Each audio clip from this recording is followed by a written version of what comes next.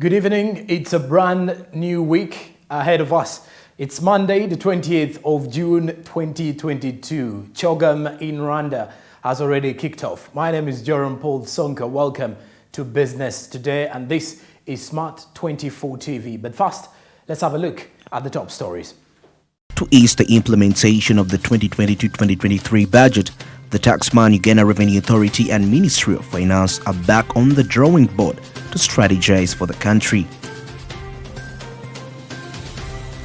The Kampala Central Market fresh food traders have crossed over working to demonstrate over the illegal taxation from municipality authorities. The Minister of Energy and Mineral Development, Ruth Nankabira, commissions the rural electrification schemes. Uganda Retirement Benefits Regulatory Authority hopes to expand its market from the government's parish development model strategy of wealth creation and employment generation at the parish level.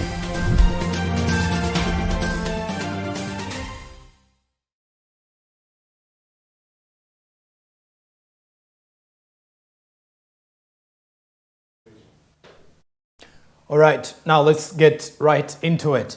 We start with the post-budget review that has kicked off as to ease the implementation of the 2022-2023 budget and the realization of its goals. The Taxman, Uganda Revenue Authority and the Ministry of Finance are back on the drawing board to strategize for the country. Naomi Mutumba caught up with Uganda Revenue Authority's Commissioner General and now reports from their conversation that the Taxman's resolution to realize his target is definitely unmatched. Let's have more. The conversation, in line with a budget theme of full monetization of Uganda's economy through commercial agriculture, industrialization, expanding and broadening services, digital transformation, and market access. Finance Minister Matia Kasaija last week presented a 48 trillion shillings budget that has been received with mixed interpretations and hopes on its realization. He introduced no new taxes and explained this could help the economy breathe and recover steadily from the post-COVID-19 shocks.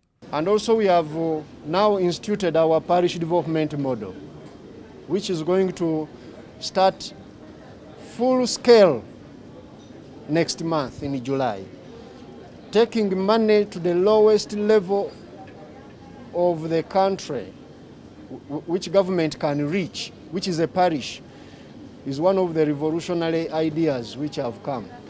Because when the money goes there and the people are using that money for productive activities, this is no longer money we are going to distribute to anyone.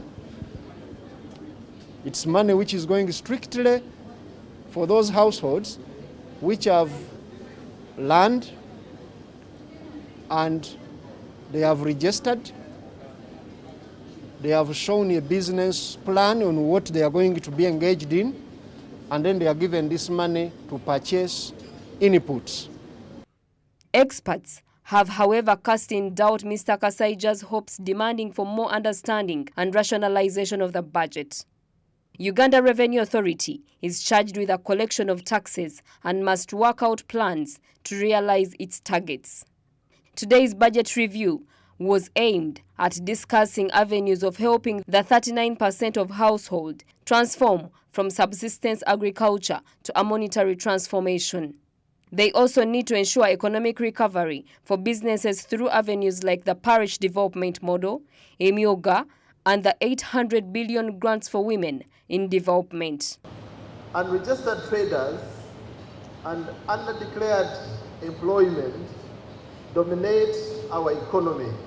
The current tax register is about 2.5 million taxpayers out of a population of 45 million Ugandans. We estimate that over 7 million people are engaged in income-generating activities and therefore would have something to contribute towards this cause. But many are not contributing as indicated. Therefore, at URA, we are committing to improving tax efficiency and enhancing compliance. No new taxes. Sometimes we shouldn't really celebrate, because if we are using tax as a repricing tool. We should be putting in place some new taxes. I know my organization will have been putting on table taxes around plastics to ensure that we recycle. You know, we encourage recycling of plastics in order to protect the environment. And for me, I hope government will be able to address this, that we need to tax plastics which are not recycled. I also want to raise the issue of fair taxation, that every one of us should be paying our fair share of taxes. And an example is the issue of pay as you earn. Naomi Mtumba, Business Today, Smart 24, driving business.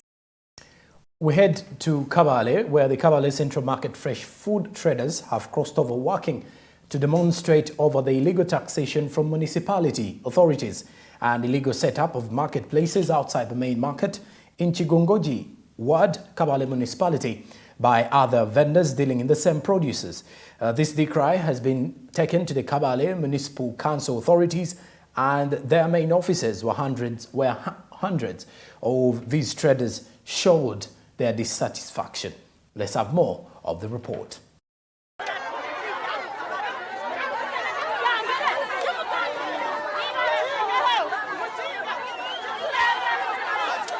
Andrew Tebanyandera, one of the representatives of the food vendors and the market leadership, says that they have been facing a lot of challenges ever since they joined the gazetted market in Kigongi Ward for the construction of the new central market, including being charged ground tax in a temporary area where they constructed the stalls themselves.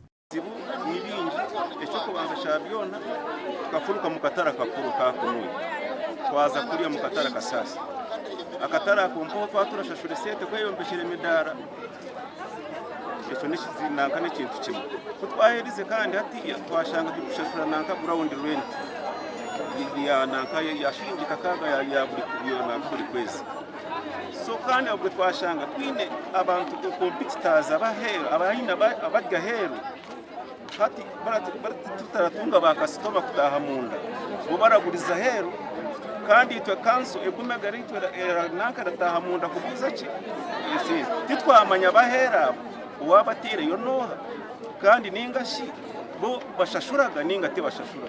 Other traders, including Medias, Turianawe and Penina Nabemanya, say that the main push factor for them to protest is to show that their dissatisfaction over the council enforcement team that has been confiscating vendors' items in an illegal way after failure to meet their needs and feeling neglected by authorities after writing to various offices raising their concerns. Ground rent. Ezo kakaga zituraha neza ground rent. Konka obundi butare bwa temporary Uganda yona. Hine yazireti yahira izo sente. Kutwaburiza bari kutufurura bakatujyangwe izo sente za ground rent. Tiziriho akakatare tukakeyombekera. Twamanya ngo batuyo ground rent baraza kutubuhereza.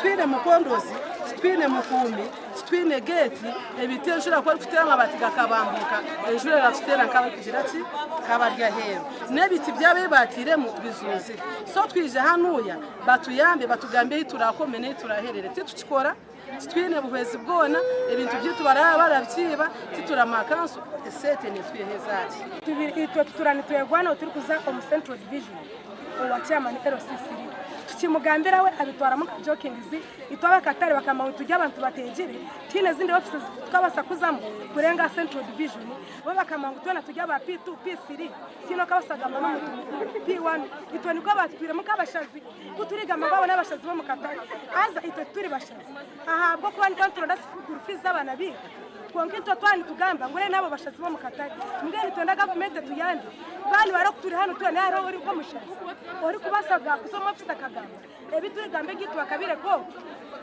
itoje akagira kibahurira aha Katare hari amaduka gari mu fresh food aha rubashugwa mumva aro mukaza ino fresh food nitwaka kaga ito turi kumezi bari aha gate hari Katare kuturi kubabuza batugira ngo utawunikira niwe yabatire erize cyatureta na munono bakwate emisi bajani wenda kutera emisi. The Kampala Municipality Town Clerk Justin Variche says that the Kampala Municipal Council will introduce a mobile money protocol way of paying taxes to substitute non-receipted cash, also the use of other measures to collect local tax without confiscating property from traders. I've cleared it, I've clarified it. When you pay, like this time we no longer receive cash. We are using IRAS. We've been enrolled in IRAS, and traders are supposed to be using their mobile money. So if you pay, you're supposed to have a receipt. If you pay any money and it is not receipted, then you're supposed to follow up that person who has received that money for your receipt. If they don't receipt it, you come, you report either town clerk of the division or to my office. But it is everyone's responsibility to follow up. If you give out money, please make sure that that money is received. Traders. The Kampala Municipality Mayor Sentaro Biamugisha says that enforcement has been introduced to intervene and scatter away vendors stationing in illegal market areas and those working outside the central market in Kigonge. The newly constructed Kampala Central Market is expected to start operating by the end of August and be with the capacity of 1,023 people. All right, moving on, the government has been at the forefront of ensuring access to electricity over the country for socio-economic development, especially in rural areas. The Minister of Energy and Mineral Development, Ruth Nankabira, has for the last 3 days been traversing Chiboga district, commissioning the rural electrification schemes in a number of villages. Now, this time round, Pedison Mobere has the details from Chiboga district, where Chiboga is eating big in new power supply plan. In line with Vision 2040, the government plans to transform the country from a predominantly low-income to competitive upper-middle-income status, and energy is fronted as one of the key fundamental requirements to harness the country's opportunities and drive the industrial and service sectors.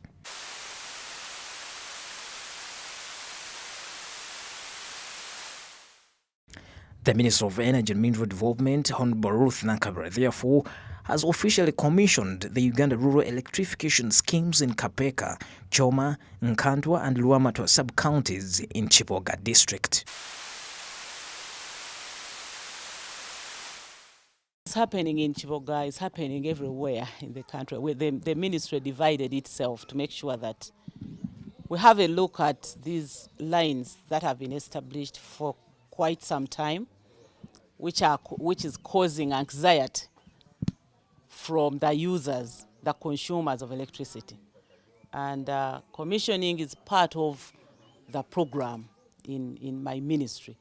Once you commission, then that means that the line has no issue. You've done the technical commissioning, the lines have no issue, the transformers have no issue. So we don't expect accidents. So the political commissioning is to interface with the consumers, again to see whether there are no political issues. The contractor left the ground without paying the people from the area whom we worked with. These are political issues. So when we come down to commission, we interface with the people.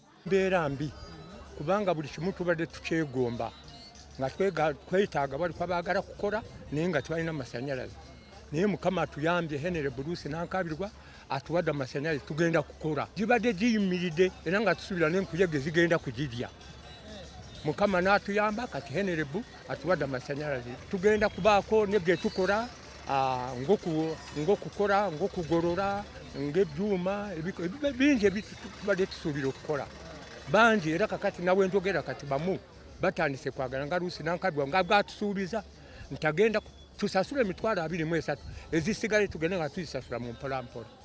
Uganda Bureau of Statistics 2016 report indicated that only 20% of the Ugandans access electricity, and government intends to increase this to 30% by 2020. But this seems not to be working in Chiboga district, where locals decried of high connection fee and exorbitant high power tariff, something that hinders access to electricity in the district.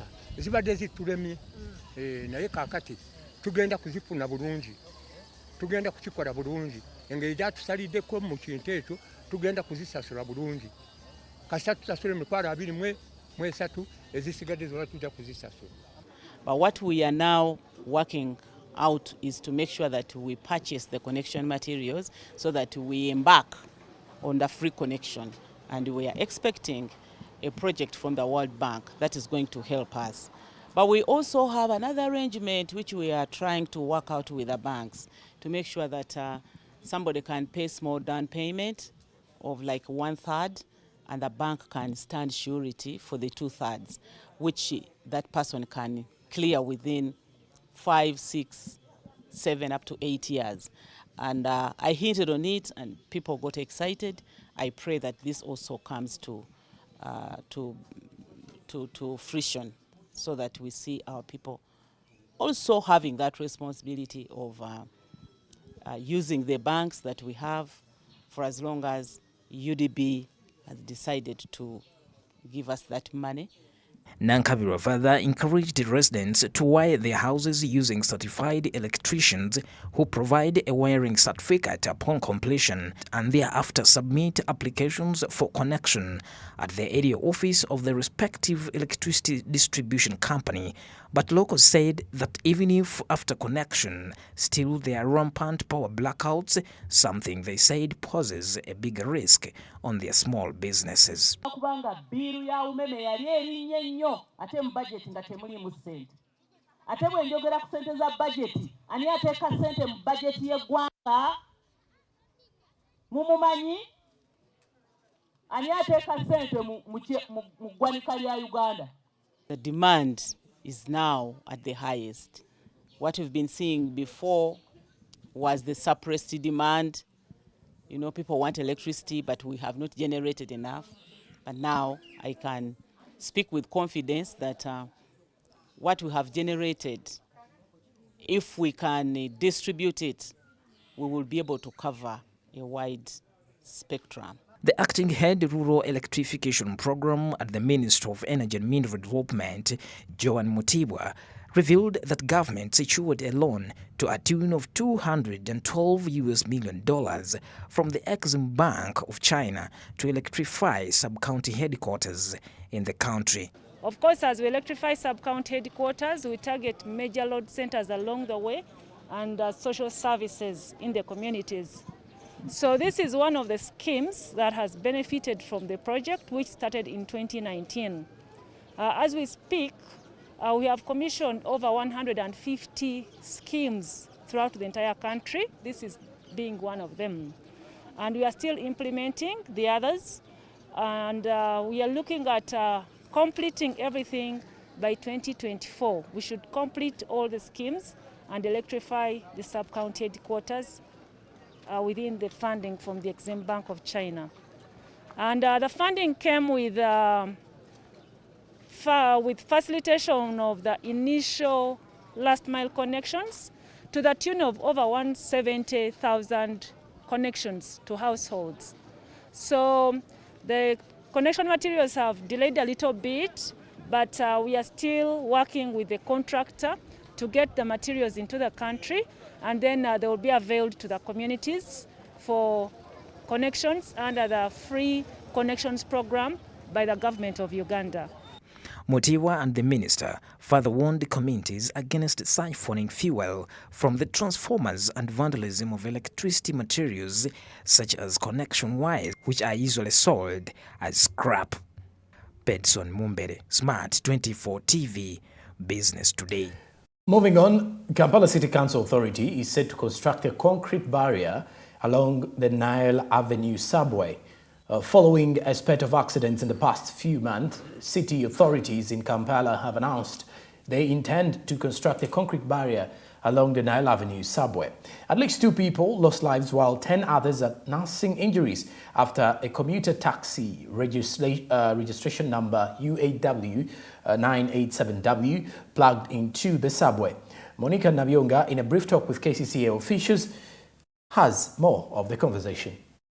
Most passerbys around Parliament, National Theatre, Uganda Broadcasting Corporation, Serena Hotel and Christie Towers hardly notice there is business around the subway. KCCA's plan to improve the subway may not only be to save lives but also beautify the area that stands between many monumental offices that determine Uganda's destiny. We have started the process of ensuring that that roundabout is more secure than it is right now.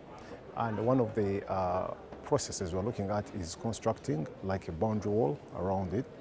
This will supplement other traffic rules enforcements to restore discipline on city roads. This perhaps could end carelessness that results in these accidents. People should look into is the recklessness of our drivers. If you are to notice that road, we put humps to make sure that the speed that people drive on that road is reduced. But yet again, those humps can't even stop reckless drivers throwing down their taxis, and in the process, people dying.